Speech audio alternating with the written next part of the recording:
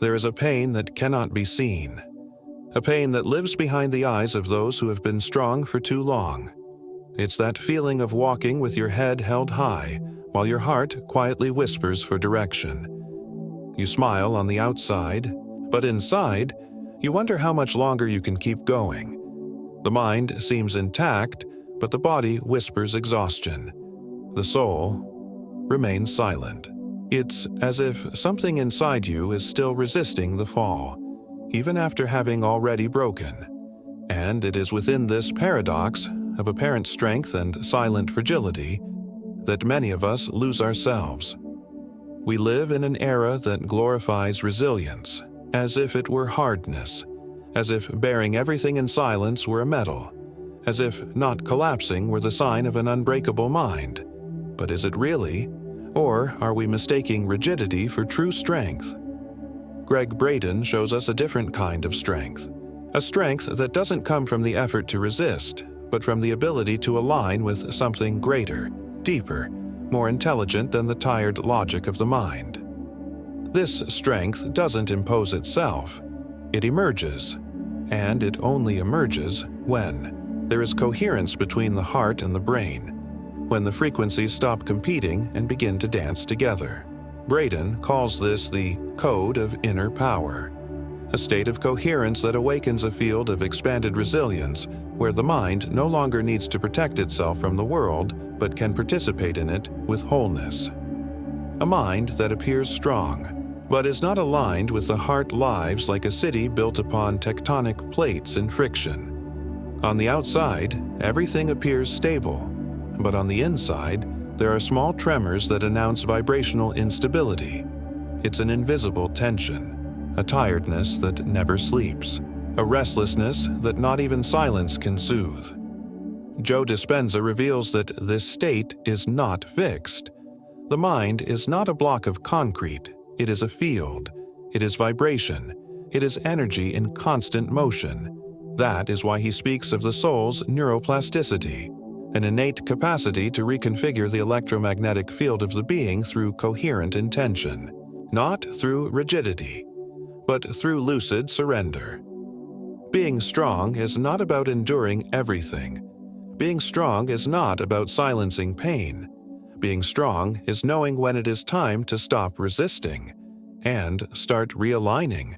That is why so many people feel exhausted even though they are strong, because they've confused the effort of survival with the strength of purpose, and effort, when it doesn't come from purpose, becomes a spiritual prison. The question that echoes then is simple and profound. What if the unbreakable mind is not the one that resists, but the one that surrenders to a greater field of conscious intelligence? There is a kind of tiredness that no amount of rest can cure. It's the weariness of carrying the world within, the solitary pursuit of spiritual evolution when done through. Emotional rigidity becomes an invisible burden. Many fall into this trap. They believe they must handle it alone, that they must shield their minds to be respected, that they cannot show weakness or vulnerability because that would mean failure. But this apparent strength is a mask, and every mask, sooner or later, becomes heavy. The attempt to control everything, thoughts, emotions, reactions, activates the sympathetic nervous system. The body enters a state of alert, and without even noticing, the person disconnects from their own vibration. Intuition goes silent. Creativity runs dry. Rigidity replaces flow. And what once was a search for expansion becomes contraction. These signs are subtle but deep. Spiritual insomnia, a stiff body, numb emotions, silence without presence. This is the price of trying to be too strong for too long. But strength, in the light of neuro-conscious spirituality, is not about closing off. It's about opening with discernment. It's about dissolving the armor. It's about allowing the heart to speak to the mind again. There is a silent yet powerful belief that often runs in the background of the mind, that mastering oneself means controlling everything one feels. But that's a mistake. A subtle mistake, but a corrosive one. When we try to evolve by repressing our emotions, we create a version of ourselves that looks unbreakable on the outside, but is fragmented within. Gregg Braden speaks of the quantum power of feeling. For him, it's not the denial of emotion that reorganizes the mind. It's integration. Feeling doesn't make us weak. It makes us human. And the mind expands not when it escapes pain, but when it listens to it with compassion. Listening to the vibrational echo of a repressed emotion can literally reconfigure the frequency of our entire field. Allowing that listening to happen, without judgment, is a silent revolution. A new way of relating to the mind. A new way of accessing what truly sustains us. Sometimes it's in the collapse that we are reborn. It's in the moment everything falls apart that the essential appears. The mind tries to avoid that collapse at all costs, but collapse is not the end. It is transition. Just as the seed must break in the dark to bloom, there are moments when our soul must break in order to expand. This is the hidden path of emotional neurotransmutation, a path that passes through the dark but does not end in it. When collapse is lived consciously, it becomes vibrational momentum, silent expansion, deep renewal. Joe Dispenza speaks of the expanded force field of the heart. When we access this field, something shifts. The heart stops being just an organ and becomes a command center. It becomes the new brain of resilience. And it's in that space that true strength begins. The coherent pause, as he calls it, is a simple yet profound practice. 3 minutes of full presence, 3 minutes of inhabited silence, 3 minutes to return to your center, and in that silence, to rediscover the core of your own strength. True strength is born of alignment. When the heart and brain stop being separate commands and begin to function as a single vibrational field, something nearly miraculous happens. The mind reorganizes, synapses renew, perception expands, and the body begins to operate in a state of invisible yet deeply restorative harmony. Gregg Braden explains that this state is scientifically measurable. He calls it heart coherence, a state where the heartbeat, breathing rhythm, and brain activity fall into synchronicity. In this state, the body exits fight or flight mode and enters a field of regeneration. Cells renew, the electromagnetic field strengthens, and the mind stops reacting and begins to co-create. This is the state of the unbreakable mind. A mind that no longer needs to defend itself because it is anchored. A mind that no longer needs to prove anything because it is at peace with its own silence. A mind that doesn't fragment because it is in dialogue with its own essence. But this is not a place you arrive by force.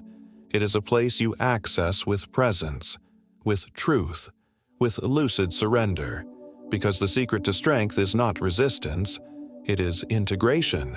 And integration begins when the heart is heard again. Perhaps what exhausts the mind most is the endless attempt to control everything, to control thoughts, feelings, the future, but that control, in truth, disconnects us from the deepest intelligence. We possess the intelligence of the field. When we insist on control, we activate parts of the brain that operate out of fear. The prefrontal cortex becomes overloaded. Creativity retracts. Intuition blocks. Vital energy fragments. And we enter a cycle of silent exhaustion where everything seems to be in place, but nothing truly flows. Joe Dispenza affirms that the creative mind does not emerge from control. It emerges from conscious surrender, from active trust, from vibrational faith. When we release control with awareness, we are not giving up. We are tuning in to a greater intelligence that operates beyond linear logic. This surrender is not passive. It is active yielding, a vibrational state where we stop trying to control the winds and begin learning to dance with them. And in that movement, The mind stops being a defense machine and becomes an instrument of creation. The unbreakable mind is not the one with all the answers. It's the one that has learned to listen to the body, to listen to the heart, to listen to what exists beyond thought. Gregg Braden teaches that conscious breathing, when practiced with intention, is one of the most direct keys to reorganizing the energetic field of the being. Breathing with awareness is more than oxygenating the body. It is reconnecting with the now. It is reminding the brain that there is no danger, that there's no need to run, that the time of trauma has passed, that there is safety in simply existing. Silence, when full of presence, is not emptiness. It is space. It is ground. It is nest. It is in that silence that the mind regenerates, that emotions find shelter, that the soul finds its natural rhythm. And it is from that place, calm, silent, whole, that true strength arises. Strength that does not come from tension, but from connection. You don't need to resist anymore. You don't need to carry the world on your shoulders. You don't need to keep pretending everything is fine when inside there is no more space to hide. The unbreakable mind you seek is not out there. It's not in effort. It's not in control. It is within. It is in the silent center of your own being. It is in that space where the heart and the mind meet and recognize each other. This strength you are seeking already lives within you. It always has. It was simply covered by layers of survival, layers of fear, layers of ancestral fatigue. But it is there, and it can emerge, not through rigidity, but through lucid surrender, through true listening, through inhabited silence, through conscious yielding. Gregg Braden, Joe Dispenza, and so many other scientists of the soul show us that a new model of strength is being born in the collective consciousness. A strength not measured by resistance, but by coherence. A strength not sustained by pride, but by surrender. A strength that does not fragment, but integrates. This is the strength of the unbreakable mind, the strength that is built in the invisible, that anchors in the essential, that is sustained in silence. And for that very reason, it never breaks, it never gets lost, it never forgets who it is.